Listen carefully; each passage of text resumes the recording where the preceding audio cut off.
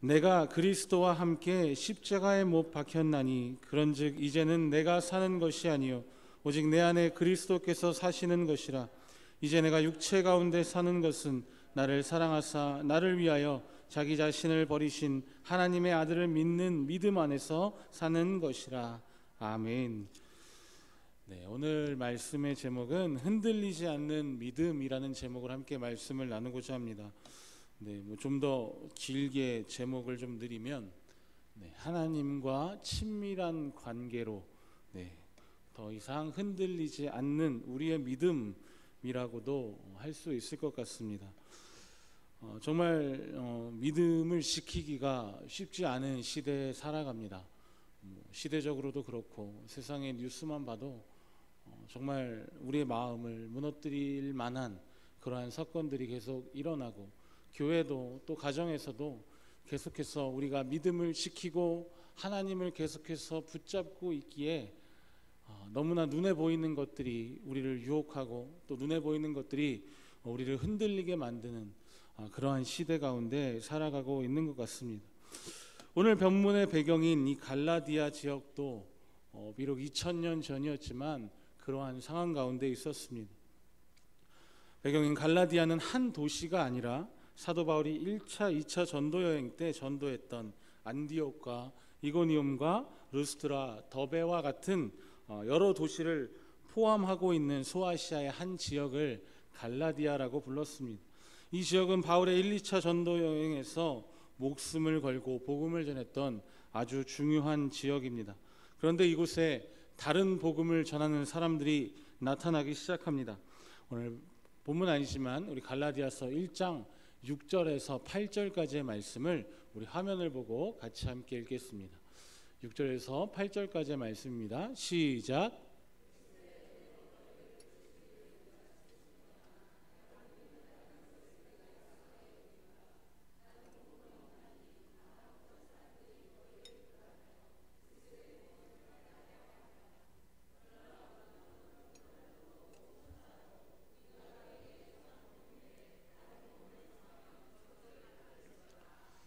여기서 사도 바울은 다른 복음에 대해서 강력하게 경계합니다. 그리고 심지어 8절 마지막 절에 보면 우리가 너희에게 전한 복음 외에, 그리스도의 복음 외에 다른 복음을 전하면 저주를 받을 것이다 라고까지 이야기합니다.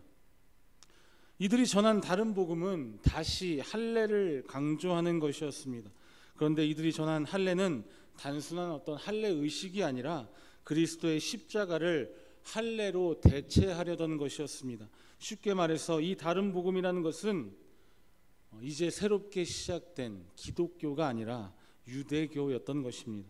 이 당시 교인들에게 복음과 유대교는 충분히 혼동될 만했습니다. 왜냐하면 복음이 구약 성경에서 나왔고 예루살렘의 사도들이나 유대 기독교인들은 유대교와 기독교 사이에 어떤 충돌 같은 것들을 전혀 느끼지 못하고 있었기 때문입니다. 그들은 유대인인 동시에 기독교인으로 존재하는 것이 가능했습니다. 그러나 이방인 개종자들에게는 이것은 완전히 다른 문제였습니다. 왜냐하면 이들에게 있어서 그리스도인이 된다라고 하는 것은 유대인들이 되는 것을 말하느냐, 아니면 유대인이 아닌 전혀 새로운 그리스도인이 되느냐 하는 문제였기 때문입니다. 당시 많은 사람들이 그리스도인이 되는 것을 유대인이 되는 것이라고 생각했습니다. 그러나 사도 바울은 그리스도인이 된다고 하는 것은 유대인이 되는 것이 아니라 전혀 새로운 그리스도인이라고 하는 존재가 되는 것이라고 말합니다. 어떤 신학자는 갈라디아서를 사도 바울이 갈라디아 교회에 보내는 내용 증명 같은 것이다라고 말합니다. 사도 바울이 갈라디아 지역에 이런 내용 증명과 같은 논쟁적인 편지를 보낸 것을 보면 그가 목숨을 걸고 전도했던 갈라디아의 많은 교회들이 다시 유대교로 넘어갔으며 또 교회 안에서 복음의 핵심이 사라져가고 있었다는 것을 알 수 있습니다. 우리가 수요일마다 히브리서 강해를 듣고 있는데요, 그 히브리어 지역에 있던 교회들도 마찬가지였죠. 유대교 때문에 다시 유대교로 개종하려는 사람들과 그리고 그 신앙을 지키려는 사람들과의 어떤 눈에 보이지 않는 그런 영적 전쟁이 있었던 것입니다. 그가 목숨을 걸고 전도했던 갈라디아의 많은 교회들이 다시 유대교로 넘어가는 것을 사도 바울은 두고 볼 수가 없었습니다. 또 교회 안에서 복음의 핵심이 예수 그리스도가 할례나 율법으로 대체되고 있는 사실에 사도 바울은 분개했습니다. 좀 더 극단적으로 얘기하면 율법이 죽은 것이 유대교라고 말할 수 있습니다. 유대인들이 바벨론 포로에서 돌아오고 난 뒤에 그들은 율법을 더욱더 강조하면서 율법 자체로 구원을 받을 수 있는 것처럼 만들었습니다.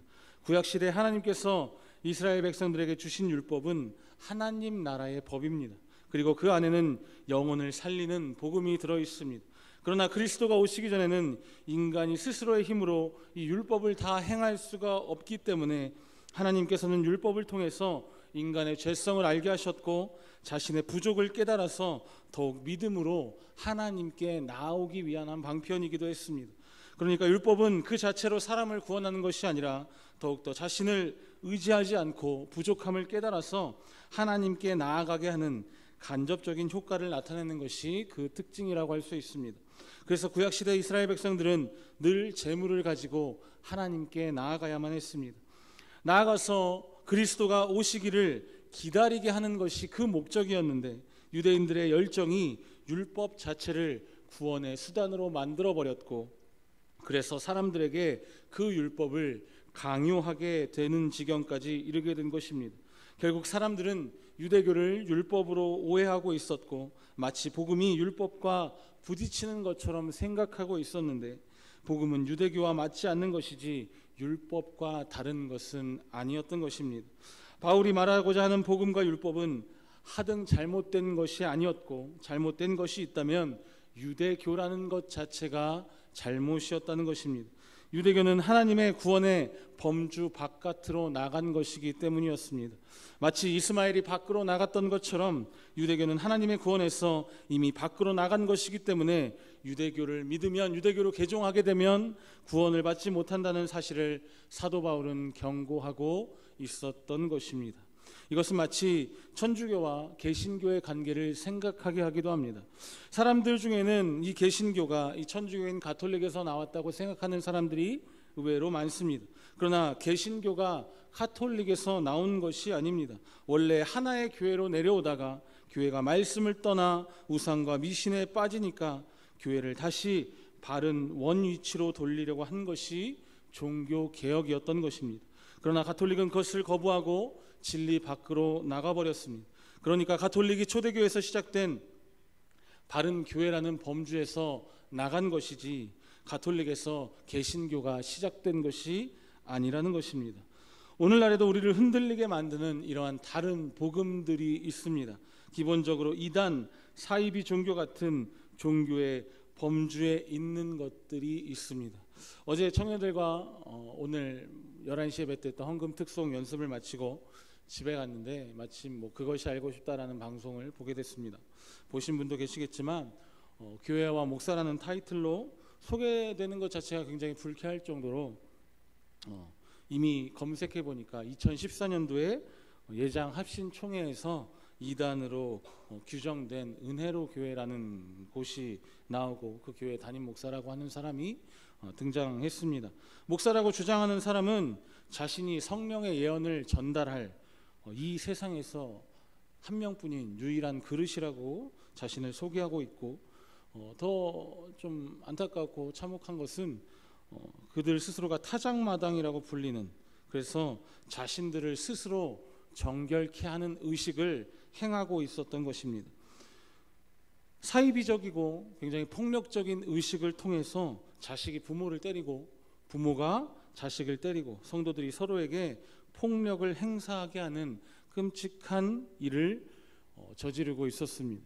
또 초대교회의 아나니아와 삽비라 이야기를 이용해서 성도들의 전 재산과 그들의 노동력을 갈취하고 그것으로 자신의 왕국을 세우려는 일들을 보면서 참으로 안타까움과 분노를 금할 수가 없었습니다. 더욱이 요즘 일어나고 있는 이 목회자들의 성 관련 문제들과 더불어서 목회자의 길을 가고 있는 한 사람으로서 더 깊은 책임감에 또 그런 무게를 느끼게 되고 내가 가야 할 올바른 길에 대해서 다시 한번 생각해 보는 시간을 갖게 되었습니다. 그런데 예나 지금이나 교회를 흔들고 성도를 미혹해 함으로 교회를 무너뜨리려는 사단의 계략과 공격은 여전히 현재 진행 중입니다. 교회 안에도 가정 안에도 우리 개인에게도 우리를 흔들리게 만들고 넘어뜨리려는 것들이 너무나 많이 존재합니다. 특별히 이단 사이비 종교뿐만 아니라 우리를 넘어뜨리려는 것들이 왜 그렇게 많은지. 그런데 하나님의 복음은 그렇지 않습니다. 우리가 안타까운 것은 이단 사이비 종교뿐만 아니라 교회든 가정이든 이 복음과 상관없는 것들 때문에, 또 진리와 상관없는 일들 때문에 우리의 믿음이 흔들리고 넘어지고 있다는 사실입니다. 하나님의 복음과 그 말씀, 그 진리는 한 번도 변한 적이 없고 흔들린 적도 없습니다. 하나님은 늘 그 자리에 계셔서 우리를 그 사랑의 복음 안으로, 진리 안으로 초청하고 계십니다. 하나님의 말씀과 복음에는 한 번도 문제가 발생한 적이 없습니다. 문제는 그 복음과 진리 가운데 들어가지 못하는, 온전하게 거하지 못하는 우리 자신들에게 있습니다. 변함 없는, 흔들리지 않는 하나님의 나라와 복음을 우리에게 주셨음에도 그것을 바라보지 못하고 오히려 흔들리고 변하고 무너질 것들을 바라보고 있기 때문에 예수 그리스도를 믿음에도 불구하고 여전히 우리는 죄와 유혹 가운데 넘어지고 상처와 고통 가운데 우리의 믿음이 흔들리고 있는 것입니다. 항상 우리를 넘어뜨리고 우리의 믿음을 흔들리게 만드는 것들은 복음 외의 것들입니다. 흔들리지 않는 하나님의 나라와 복음을 붙들고 흔들리지 않게 되시기를 예수님의 이름으로 축복합니다. 복음과 말씀 외에 이 땅에서 영원한 것은 없습니다. 복음은 불변하고 복음은 진리입니다. 복음 안에 있으면 우리는 흔들리지 않습니다. 우리 안에 복음으로, 말씀으로 가득 채워야 우리가 흔들리지 않는 믿음으로 세워져 나갈 수 있습니다. 다른 것이 들어올 틈이 없어야 합니다. 그런데 때로 좌절과 낭만과 우리의 원망과 또 죄와 상처 때문에 그 틈을 내어주고 우리는 무방비 상태가 되어버립니다. 그러나 그때를 노리고 악한 영들은 우는 사자와 같이 날뛰며 그 틈을 비집고 들어옵니다. 베드로전서 5장 7절에서 9절까지의 말씀을 우리 같이 화면을 보고 읽겠습니다. 베드로전서 5장 7절에서 9절까지의 말씀입니다. 네, 이 다음에 있습니다. 베드로전서 5장 7절에서 9절까지의 말씀. 네, 없으면 우리 성경을 한번 찾아보겠습니다. 베드로전서 5장 7절에서 9절까지의 말씀입니다.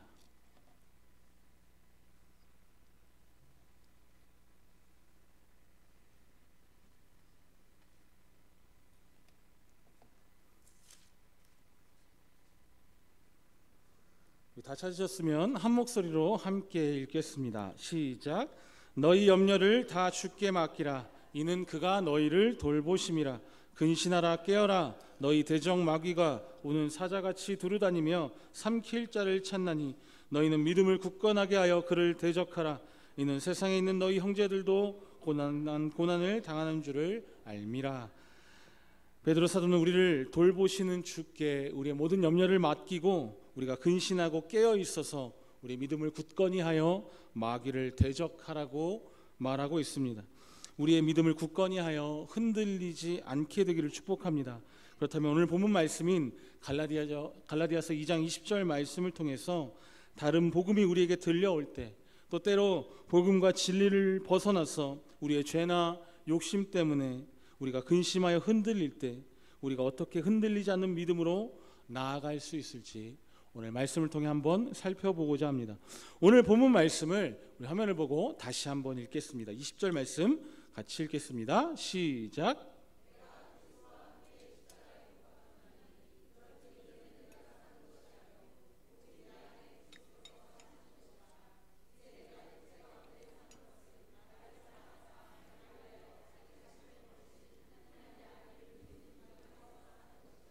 아멘.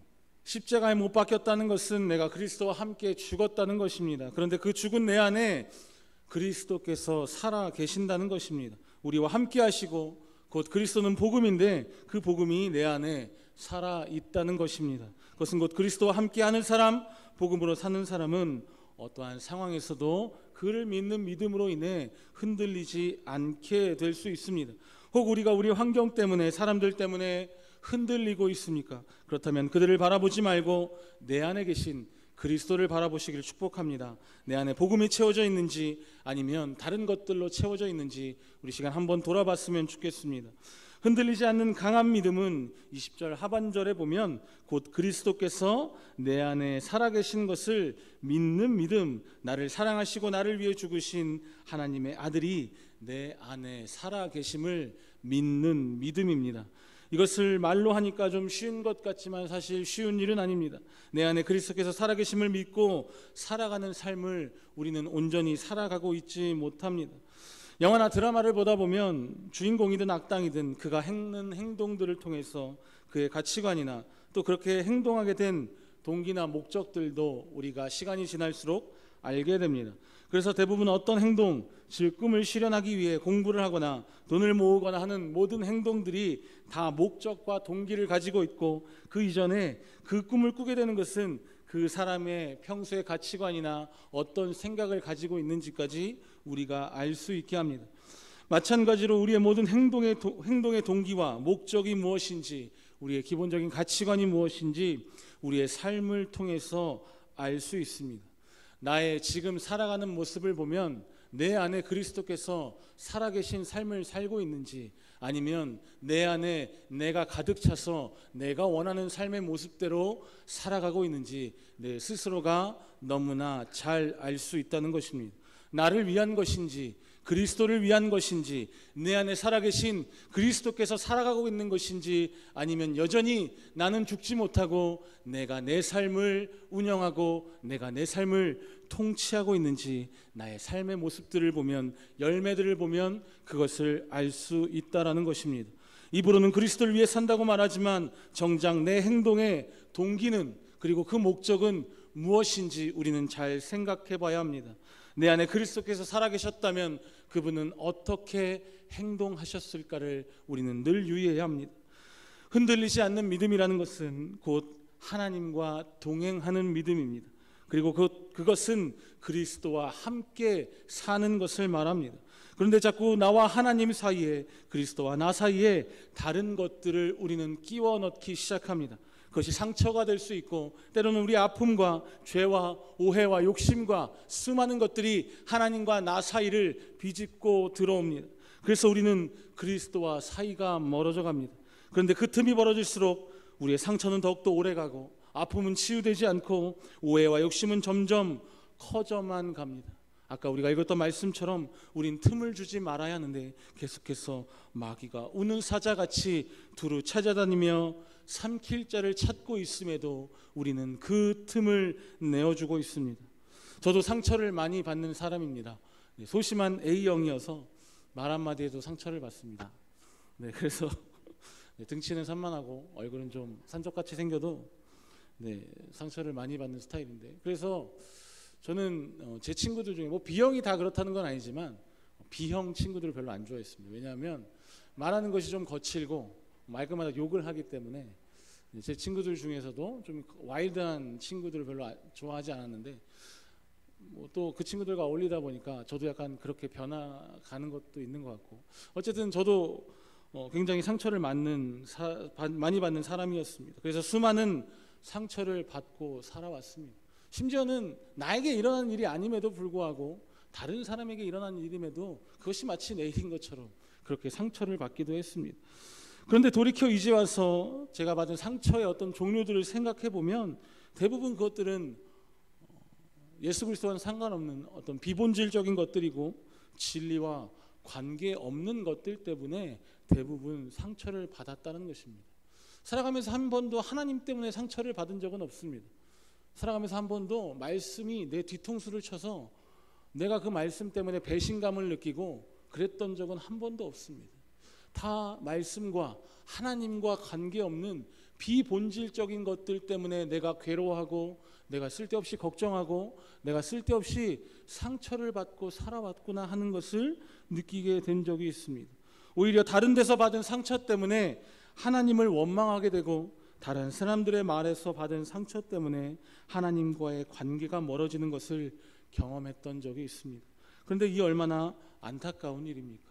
하나님과 나 사이에 일어난 일도 아님에도 하나님께서 나에게 직접 상처를 주신 것이 아닌데 내가 받은 상처 때문에 나는 어느 순간 하나님께 등을 돌리고 있었다라는 것입니다. 늘 하나님은 한결같이 변함없으시고 은혜와 사랑이 넘치시는 분입니다. 문제는 늘 나에게서 시작했던 것입니다.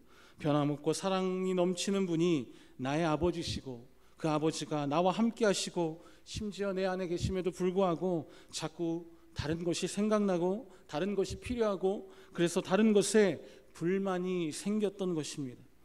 천지를 지으신 전능하신 하나님, 그 하나님을 고백하고 그분이 내 아버지임에도 불구하고 자꾸 소탐대실하려는 마음이 내 안에 있었던 것입니다.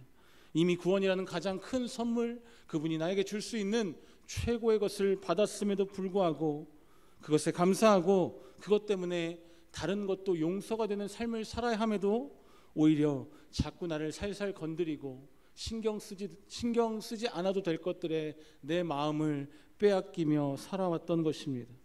하나님의 자녀됨으로 인해서 내가 담대하고 강건해야 되는데 자꾸 작은 일 하나에도 일이 일비하고 시시비를 가리려는 저의 모습을 보게 되었습니다.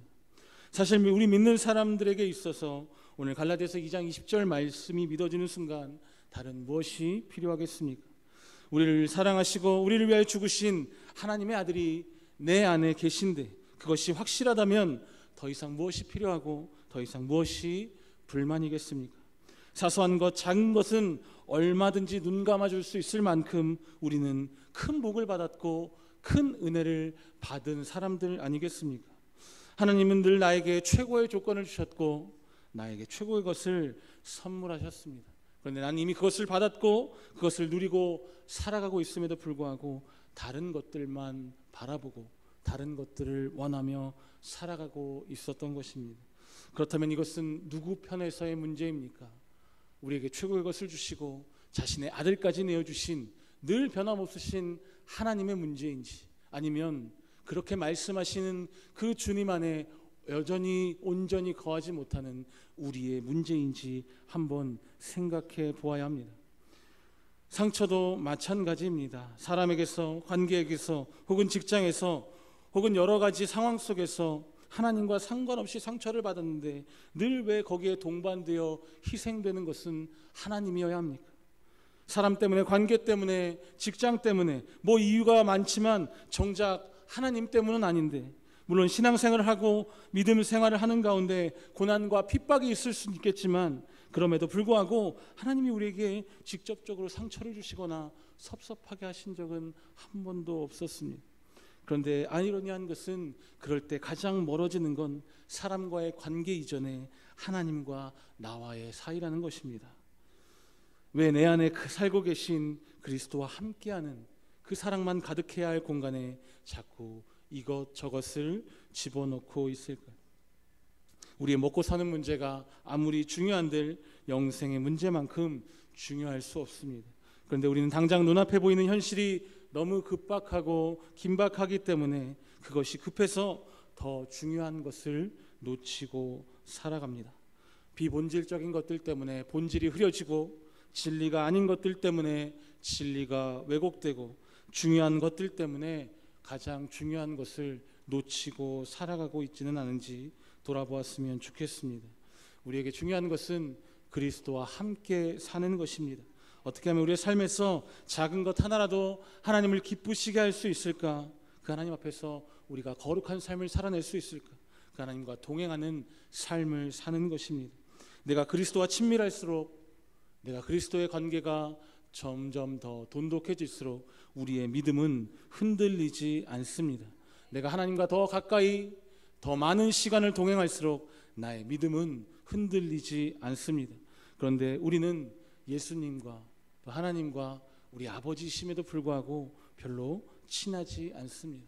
아버지이자 친구이지만 무언가 벽으로 막혀 있는 때도 있는 것 같고 때로는 한없이 멀게 느껴지는 때도 있습니다. 그 이유는 무엇입니까? 오늘 본문 말씀 전반절의 말씀처럼 아직 우리가 그리스도와 함께 온전히 죽지 못했기 때문입니다. 내 속에 내가 너무나 많아서 내가 아직 내려놓지 못한 것들과 죽지 못한 것들이, 그래서 내 안에 그리스도께서 온전히 거하실 수 없는 것입니다. 때로는 물질이, 또 직장과 사업장이, 나의 꿈이, 자녀가 그 자리를 차지하고 있기 때문입니다. 그리스도께서 거하셔야 할 자리에 우리의 죄가 있고 우리의 욕심이 앉아 있습니다. 그래서 그리스도와 하나 될 수 없고 연합할 수가 없는 것입니다. 그런데 이미 예수님께서는 우리와 연합하시기 위해 자신이 하실 수 있는 최선의 방법으로 최고의 것을 이루셨습니다. 그리스도께서 선택하신 연합의 방법은 너도 좋고 나도 좋고, 너도 잘되고 나도 잘되고, 이런 상부상조의 연합이 아니었습니다. 인간은 너무나 타락하고 부패해서 이렇게 너도 잘되고 나도 잘되고의 방법으로는 연합할 수 없었기 때문에 그분이 택하신 것은 최악의 방법이자 최고의 방법인 죽음, 바로 생명을 우리 가운데 내어주심으로, 그 값으로 우리를 구원하셨고, 자신이 먼저 가장 비참하게 죽으심으로 우리에게 손을 내밀어 우리와 연합해 주신 것입니다. 그런데 문제는 우리가 아직 그리스도와 같이 그와 함께 죽지 못했다는 것입니다.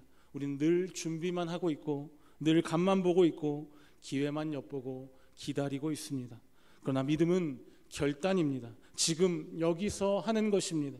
나중은 없습니다. 나중은 하나님께서만 약속하실 수 있는 것이고 보장하실 수 있는 시간입니다. 연약한 인간인 우리에게 나중이라는 것을 선택할 권리나 능력은 없기 때문입니다. 오늘 결단했어도 혹 다음 날 아침 눈을 뜨면 우린 또 흔들릴 수 있습니다. 그런데 그것이 그렇게 큰 문제는 아닙니다. 왜냐하면 그때 또 결단하며 나아가면 되기 때문입니다.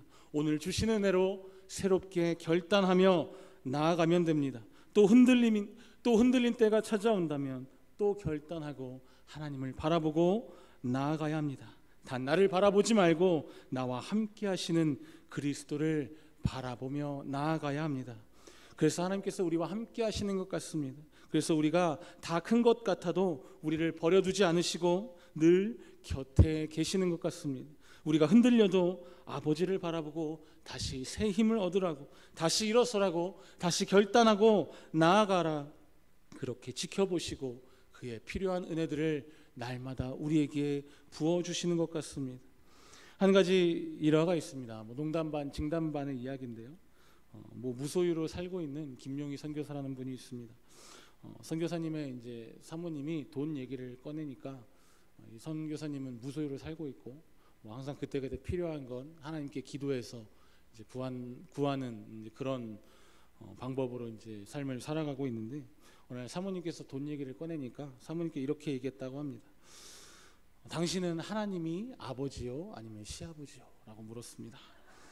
그랬더니 네, 이 사모님이 아버지지요 라고 말씀하셨습니다. 그러면 우리 각자 아버지한테 타서 씁시다, 이렇게 얘기했다고 합니다. 네, 우스갯소리지만 우리와 하나님의 관계는 그럼 도대체 어떤 관계인가요? 내가 생각하는 나와 하나님과의 관계는 어느 정도라고 할 수 있겠습니까? 정말 죽고 못 사는 그런 부녀지간입니까? 아니면 그냥 가끔 만나는 친구 정도인지, 아니면 명절 때만 만나는 친척과의 사이 정도인지, 그것도 아니면 필요할 때만 만나는 비즈니스 파트너 정도의 사이인지, 우리와 하나님과의 관계를 돌아봐야 합니다. 때로 예배를 드리고 기도를 하고 찬양을 해도 내 마음이 뭔가 답답할 때, 나의 기도가 응답되지 않는 것 같을 때, 응답되지 않는 이유보다 먼저 하나님과의 관계를 생각해 보곤 합니다. 가끔 예전에 있던 그래서 선교단체나 그런 예수전도단 같은 곳에 예배를 참석하기도 합니다. 이번 달 초에는 예수전도단 이 화요 모임을 한 10년 만에 가본 것 같아요.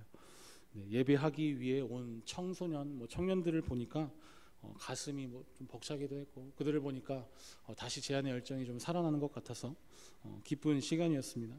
그렇게 찬양을 시작하고 청년 청소년들 그런 집회 가보시면 알겠지만 미친 듯이 뛰면서 막 찬양하기 시작했습니다. 테키롤이라는 찬양이 있습니다. 받아주소서라는 빠른 비트의 찬양을 막 부르기 시작하는데, 보통 우리가 찬양을 할 때 뭐 손을 들고 찬양하거나 뭐 우리가 눈물을 흘리거나 우리가 뭐 하나님의 어떤 임재를 경험하는 것은 보통 느린 곡들이잖아요. 우리가 빠른 곡에서는 보통 신나게 기쁨으로 찬양하는데, 후렴을 반복해서 부르기 시작하고 거기 가사가 그렇습니다. 주님을 위해 살겠네, 내 자랑 되신 주 예수, 뭐 찬양 또 나의 모든 것, 테테테키롤, 뭐 이런 가사거든요. 그런데 그 부분을 제가 부를 수가 없는 겁니다. 갑자기 눈물이 나기 시작했습니다. 네, 눈물이 멈추지 않았습니다. 옆에서 다 미친 듯이 뛰면서 박수를 치고 찬양을 하는데 저는 자리에 가만히 앉아서 혼자 울고 있었습니다. 왜 다 박수치며 찬양하는데 그 속에서 나 혼자 울고 있었을까? 아니, 저는 그 가사를 제 입으로 고백할 수가 없었습니다. 그 가사가 아까 말씀드린 것처럼 주님을 위해 살겠네, 내 자랑 되신 주 예수.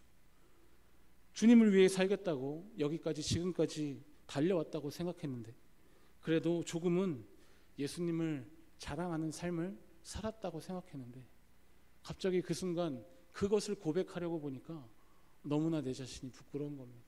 그렇게 살아오지 못했던 너무나 부끄러운 저의 모습을 보게 되었습니다. 그래서 모두가 다 찬양하는데 저 혼자 거기서 울고 있었습니다. 하나님께 너무 죄송해서, 제가 그렇게 살겠다고 다짐했는데 그렇게 살지 못함으로 인해서 너무나 마음이 아팠고 또 가슴을 치며 통곡했던 시간이었습니다. 그리고 저와 하나님과의 관계를 한 번 더 돌아보는 시간이었습니다. 그리고 그 사이에 있었던 저의 죄나 교만이나 자랑이나 욕심들을 하나씩 꺼내기 시작하는 그러한 시간이었습니다.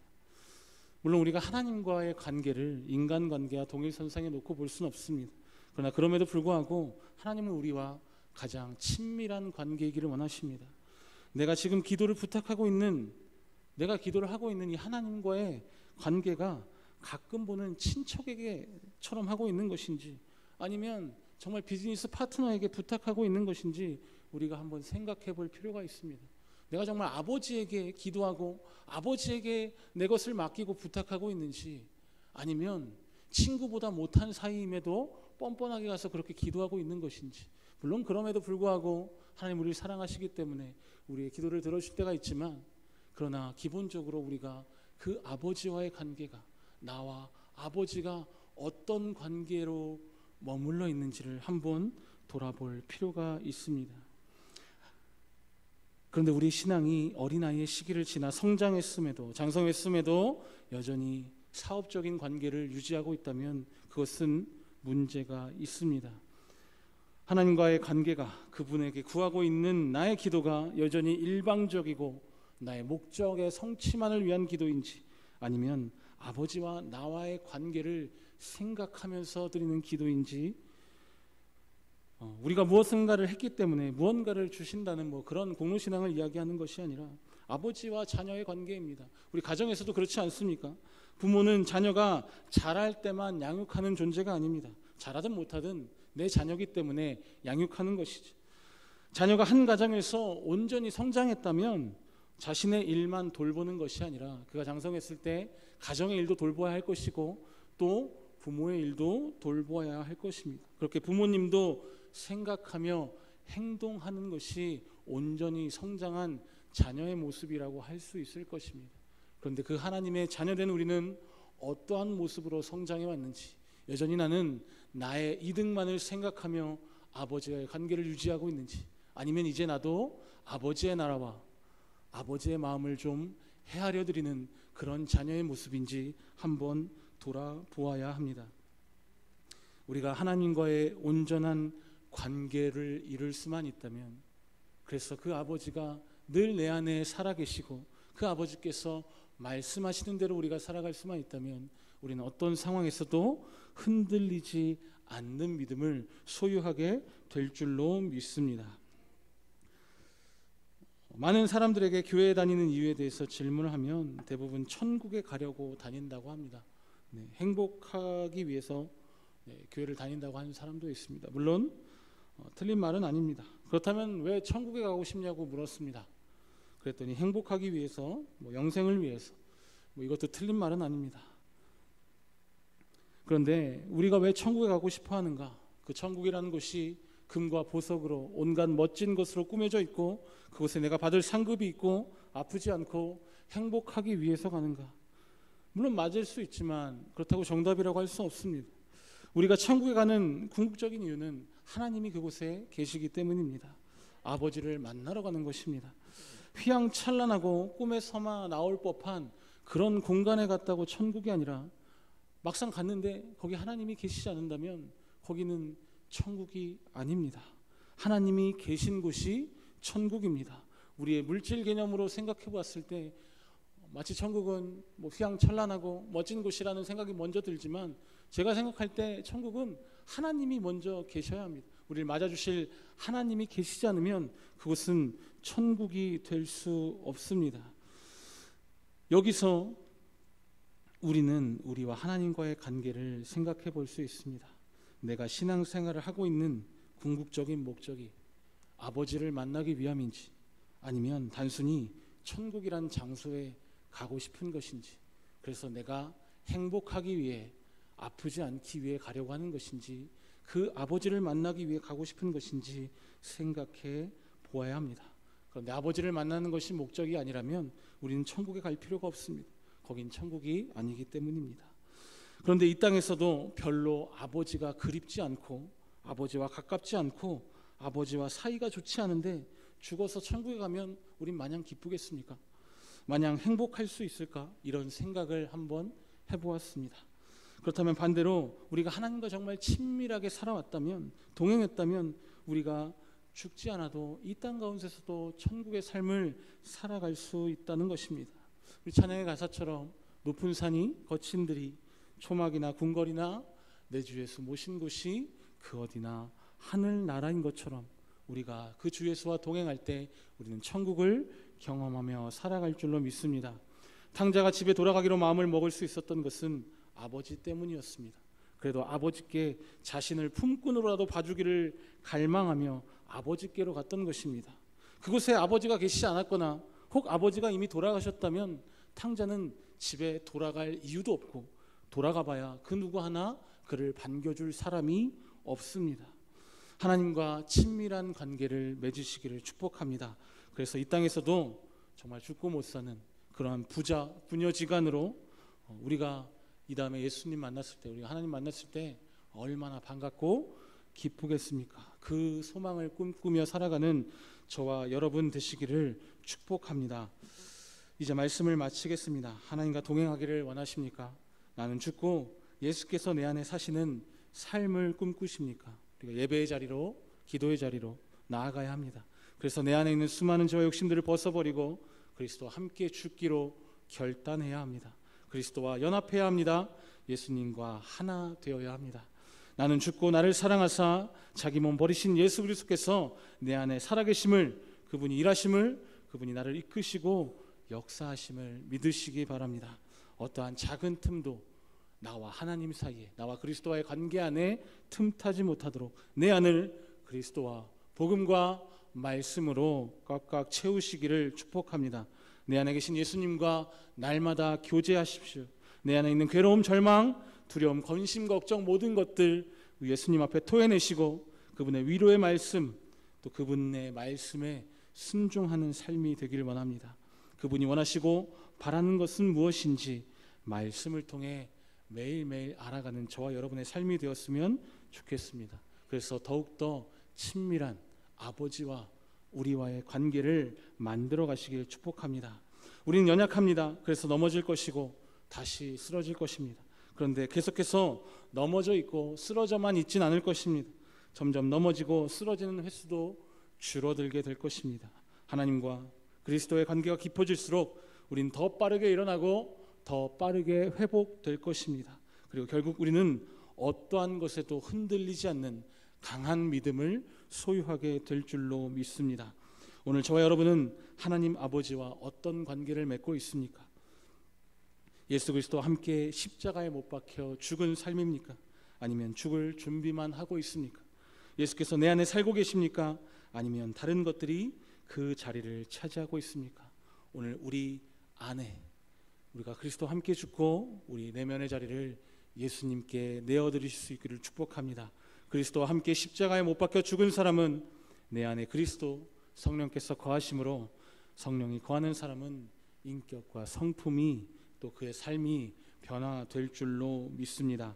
오늘 이 시간 저와 여러분이 그리스도와 함께 죽기로 결단하고 나는 죽고 예수께서 내 안에 사는 그러한 삶을 살아가게 되시기를 예수님의 이름으로 축복합니다. 기도하겠습니다. 사랑해 주님